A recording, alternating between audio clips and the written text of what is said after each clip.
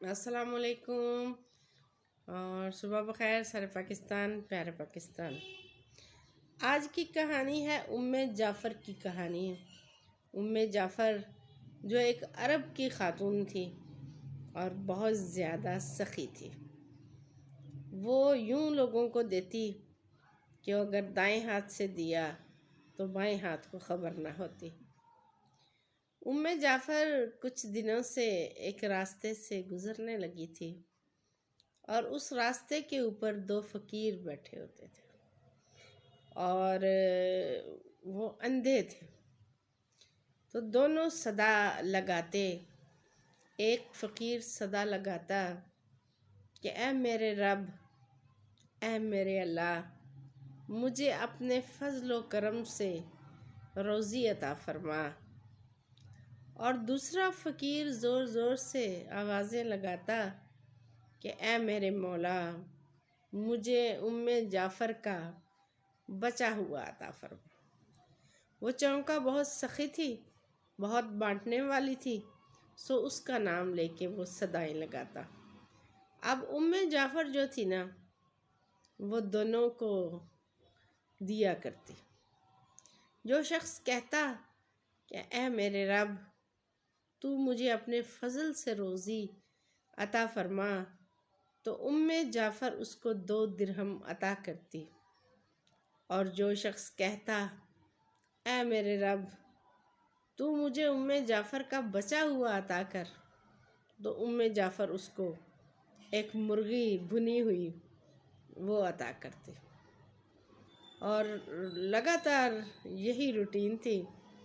لیکن جس شخص کو بھنی ہوئی مرغی ملتی تھی نا، وہ دوسرے فقیر کو 2 درہم کے اندر اپنی مرغی بیچ دیا کرتا، اور 2 درہم لے کر اپنے گھر چلا جاتا، اور دوسرا فقیر جو تھا وہ مرغی لے کے اپنے گھر چلا جاتا۔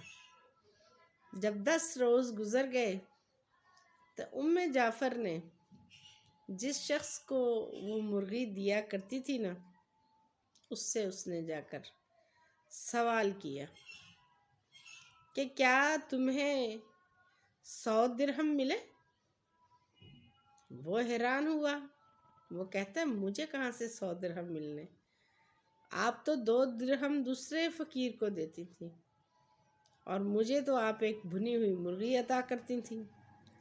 سو میں اپنی بھنی ہوئی مرغی اپنے ساتھی کو بیچ دیتا 2 درہم میں، اور ہر روز سے میں 2 درہم ہی لے کر اپنے گھر جا رہا ہوں، اور ان 10 دنوں میں میں نے 20 درہم ہی جو ہے نا وہ پائے ہیں۔ تو جعفر نے کہا کہ وہ جو بھنی ہوئی مرغی ہوتی تھی نا، اس کے اندر میں 10 درہم ڈال کر تمہیں دیا کرتی تھی، مگر تم اس کو 2 درہم میں بیچتے رہے۔ سو جعفر نے کہا کہ اللہ کا نام لے کے پکارنا بہترین عمل ہے، کہ تم کیسے پا سکتے تھے اس شخص سے زیادہ جو اپنے رب کو پکار رہا تھا، اور تم جعفر کو پکار رہے تھے۔ جو شخص کہہ رہا تھا کہ اللہ تو مجھے اپنے فضل سے عطا فرما، تو اللہ تعالیٰ نے تیرے حصے کا بھی اپنے فضل سے اس کی جھولی میں پہنچا دیا، اور تو جعفر کا دیا مانگ رہا تھا، تو جعفر کے 2 درہم تیرے حصے میں آتے رہے۔ یہ بات سن کر وہ فقیر اپنا سر پیٹنے لگا کہ میں نے یہ کیا کر دیا کہ میں نے اپنی اتنی ساری رقم جو ہے نا وہ گوا دی، اور اے کاش کہ میں وہ بھنی ہوئی مرغی اپنے گھر لے جاتا، نہ کہ بیچ دیتا۔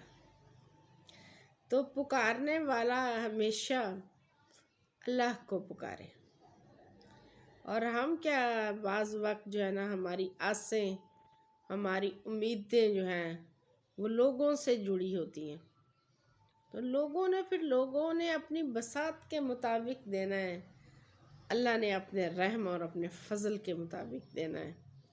اور اللہ تو تمام کائناتوں کا مالک ہے، وہ جتنا چاہے، جب چاہے، جہاں سے چاہے، جس کے ذریعے چاہے وہ آپ کو عطا کر دے۔ اور اگر ہم انسان سے مانگتے ہیں نا، ہم قرض بھی مانگے تو وہ 100 بار نخرے کرتا ہے، وہ 100 سوال کرتا ہے، کب دو گے، کیسے دو گے، تنگ تو نہیں کرو گے، ٹائم پر تو دے دو گے، ہے نا؟ کتنے سوال ہوتے ہیں، اور اس کے بعد بھی بعض اوقات وہ آپ کے سوال کے مطابق دے بھی نہیں سکتا، کیونکہ دینے والا جو ذات ہے نا وہ صرف اللہ کی ہے۔ کہتے ہیں اگر آپ کے جوتے کا تسمہ بھی ٹوٹ گیا ہے نا، اگر آپ کو وہ بھی مانگنا ہے تو وہ بھی اپنے رب سے مانگو۔ ہاں، پھر اللہ وسیلے انسانوں کے اندر سے ہی پیدا کرتا ہے۔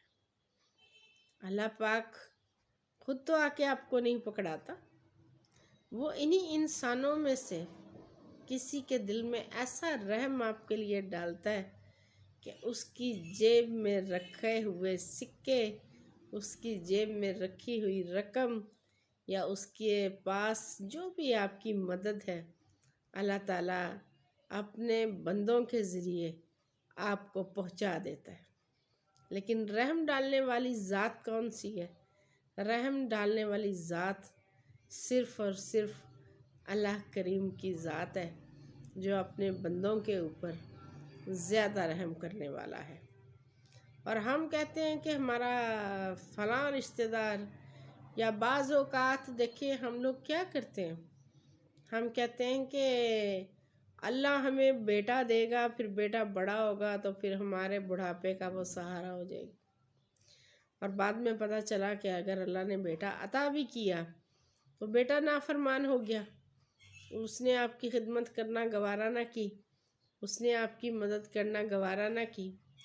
تو اللہ وہ ہے جو جب ہم پیدا ہوتے ہیں ہمارے اندر اتنی سکت نہیں ہوتی کہ ہم کروٹ لے لیں، ہمارے اندر اتنی سکت نہیں ہوتی کہ اٹھ کے ہم اپنے کپڑے بدل لیں، اور ہمارے اندر اتنی سکت نہیں ہوتی کہ ہم کچھ کھا پی لیں۔ تو تب اللہ پاک رحم کرنے والے، محبت کرنے والے ماں باپ عطا فرماتا ہے، اور وہ ہمیں پالتے ہیں۔ اور بڑھاپے میں بھی ہم نے مدد اللہ سے مانگنی ہے۔ ہم نے یہ نہیں کہنا کہ بیٹا ہمارا سہارا بنے گا، ہمیں اللہ سے کہنا ہے کہ یا اللہ تو میرے پہ رحم فرما۔ یا اللہ اس وقت جب میں بچپن کی طرح ہی دوبارہ سے لاچار ہو جاؤں، اے اللہ جب میں اپنے کام خود سے نہ کر سکوں، اے اللہ جب میں کھانے اور پینے کے لیے دوسروں کا محتاج ہو جاؤں، تو اس وقت تو میرے لیے بہترین سہارے قائم کرنا، کہ بے شک جب تک تو نہ چاہے تو تب تک سہارے ملنا بھی تو ممکن نہیں ہے۔ اور جتنا پکا، جتنا سچا آپ کا دل کا عقیدہ ہوگا، جتنا کامل آپ کا یقین ہوگا کہ میرا رب شارک سے قریب ہے، وہ میری سنتا ہے، وہ میری دقتوں کو، میری مشکلوں کو دیکھتا ہے، اور وہی ان چیزوں کو مجھ سے دور کر سکتا ہے، وہی میرے لیے آسانیاں پیدا کر سکتا ہے۔ جب ہم کامل یقین پہ آ جائیں نا تو بے شک پھر وہ چیز آسان ہو جاتی ہے۔ اور اگر خدا نخواستہ کوئی چیز نہیں بھی مل رہی تو آپ کا پکارنا، آپ کی دعائیں بیکار نہیں جا رہی، یہ جمع ہو رہی ہیں، اور یہ ہماری آخرت میں شاید ہماری کامیابی کا شاید نہیں بلکہ یقیناً ہماری کامیابی کا وسیلہ بننے والی ہیں۔ آپ سب کا بہت شکریہ، اور نئے دیکھنے والوں سے سبسکرائب کی درخواست ہے، اور میں جو دیکھتے ہیں، جو میرے ساتھ رہتے ہیں، ان کا بھی اگین تھینکس، بہت بہت شکریہ۔ اجازت دیجیے، اللہ حافظ۔